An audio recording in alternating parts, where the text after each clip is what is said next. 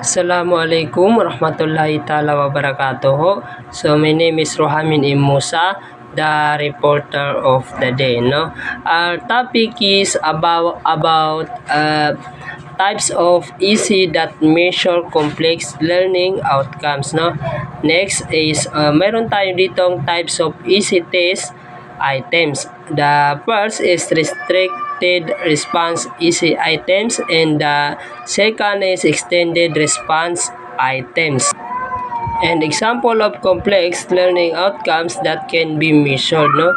Ability to explain cause-effect relationship, describe an application of principle, formulative valid conclusion, enumerate and explain method and producer.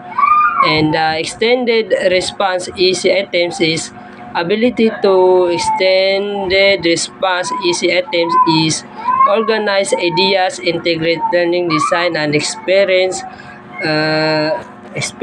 evaluate the worth of ideas, no? So, mayroon tayo ditong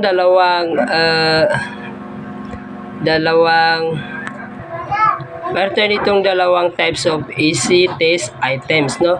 Ang una dito ay ang tinatawag nilang restricted response easy items, no? Ito yun na yung ay mga easy na may limitadong haba at sakop, no? Dito ang mga estudyante ay inaasahan na magbigay ng maikli ngunit tiyak na sagot, no? Na sumasagot sa isang particular na tanong, no? And then the second is yung tinatawag nilang extended response easy items. Ito ay mga easy na mas malaya at mas mahaba, no? Ang mga estudyante ay may mas malaking kalayaan sa pagpapahayag ng kanilang mga kaisipan o idea at nito paggamit ng iba't ibang paraan ng paglalahad. The next is the assessment tools to make sure authentic learning performance and product or KPO, no?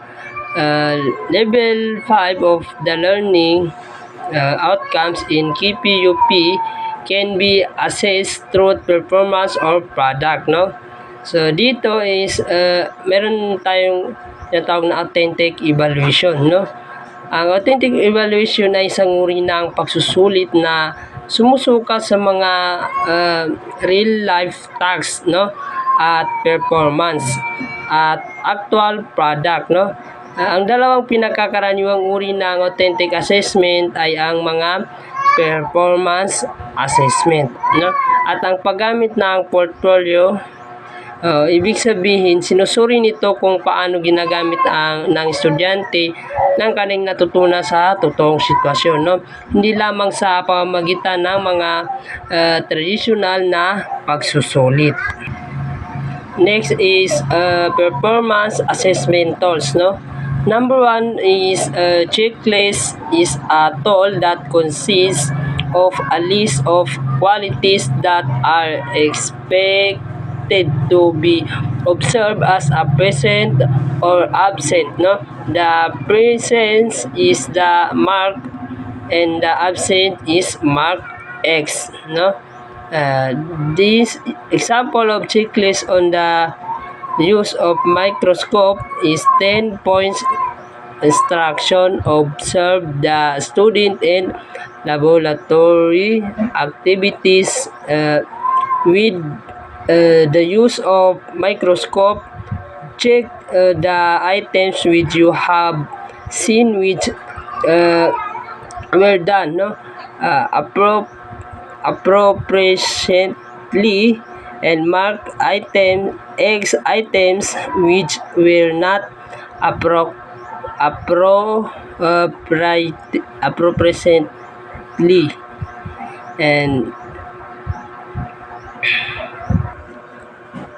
And the next is number 2 is rating scale is a tool that use a scale in a number line as a basis to estimate the numerical value of a performance product, no? The value is easier to score if the points are in whole number. The most popular rating skill is called Likert scale, no? Dito is ang rating skill daw ay gumagamit ng isang numerical scale, no? Kadalasan ay nasa isang number line upang bigyan ng numerical value ang isang performance o product, no? Mas madaling magbigay daw ng marka kung ang mga puntos sa scale ay buo, no? O whole numbers. And ang pinaka-panyag na halimbawa ng ganitong uri ng skill ay ang Likert scale. And next is this is a example rating skill for a science project, no? Instruction: on a scale of 1 to 10 with 1 as the lowest and 10 as the highest score. Rate the project on the following elements. Circle the choice of your answer, no? Dito is makikita natin dito yung example of rating scale, no? Next is tinatawag nating rubrics for portfolio.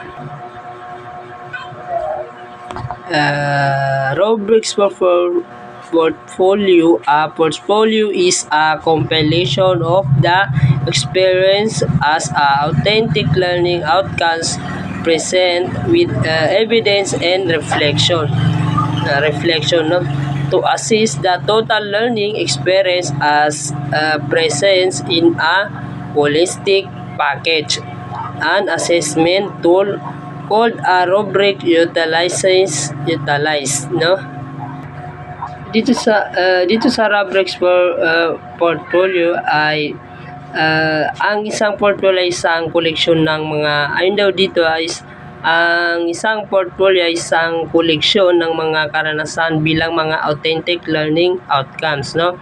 Na may kasamang mga ebidensya at reflection upang masuri ang kabuuan mga karanasan sa pag-aaral na ito bilang isang buo, no? Ginagamit ang isang assessment tool na tinatawag na rubric, no? Narito ang the next is ito na yung kanyang halimbawa, no? Ang halimbawa ay makikita natin dyan, no?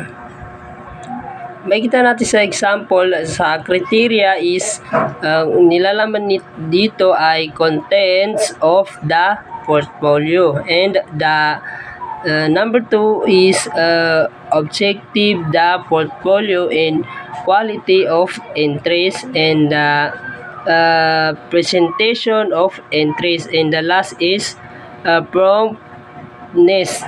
And yan, meron tayong description and numerical value, no? Yan, makita natin dito na sa number 1 is less than 40 needed entries sa contents of the portfolio, no?